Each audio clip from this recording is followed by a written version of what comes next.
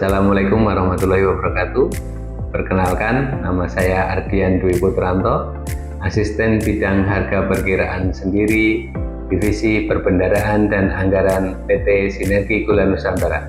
Saat ini saya sebagai peserta program pelatihan PLDP 3 di LPP Yogyakarta. Oke, berikut materi dari modul fungsional. Yang pertama, akuntansi dan keuangan merupakan suatu kegiatan untuk menyajikan informasi terutama yang bersifat keuangan mengenai suatu satuan ekonomi yang digunakan untuk pengambilan keputusan ekonomi. Laporan keuangan adalah catatan informasi keuangan suatu perusahaan yang dapat digunakan untuk menggambarkan posisi keuangan dan kinerja perusahaan.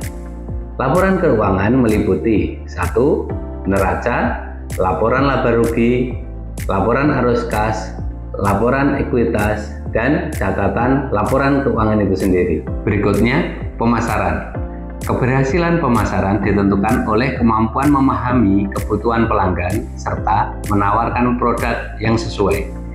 Hal ini selaras dengan konsep inti pemasaran, yaitu memahami dan mensinergikan keinginan, kebutuhan, dan permintaan, produk, nilai, biaya, dan kepuasan, pertukaran, transaksi, dan relasi, pasar, pemasaran, dan pemasar. Dalam hal ini dibutuhkan pengawasan dan kepatuhan. Pengawasan merupakan kegiatan membandingkan proses yang sedang berjalan dengan yang sudah direncanakan untuk tujuan memperoleh target yang sudah ditetapkan. Aktivitas ini lebih bersifat kuratif, sedangkan aktivitas kepatuhan lebih menekankan pada proses sosialisasi dalam mempengaruhi perilaku, dan aktivitas ini bersifat preventif. Keduanya memiliki fungsi untuk membentuk budaya organisasi yang GCG, yang disiplin, transparan, dan bebas dari resiko-resiko pelanggaran. Yang terakhir, perencanaan dan pengembangan bisnis.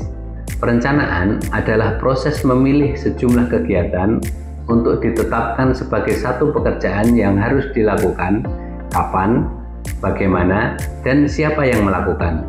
Perencanaan akan menentukan arah dan pengembangan bisnis perusahaan.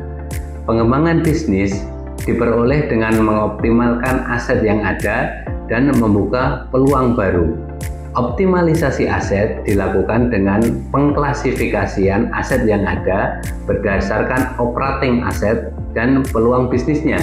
Sedangkan pembukaan peluang baru dilakukan melalui feasibility study untuk menilai kelayakan dan menentukan keputusan perusahaan apakah program dan proyek tersebut akan memberi dampak yang positif atau sebaliknya terhadap pengembangan bisnis. Terakhir, keuangan memberikan dasar dan gambaran yang kuat, pemasaran memberikan nilai, pengawasan memberikan kepastian, sehingga pengembangan bisnis dapat dilakukan dengan cara yang efektif dan efisien serta menjadi perusahaan yang terus berkelanjutan. Sekian video dari saya. Wassalamualaikum warahmatullahi wabarakatuh.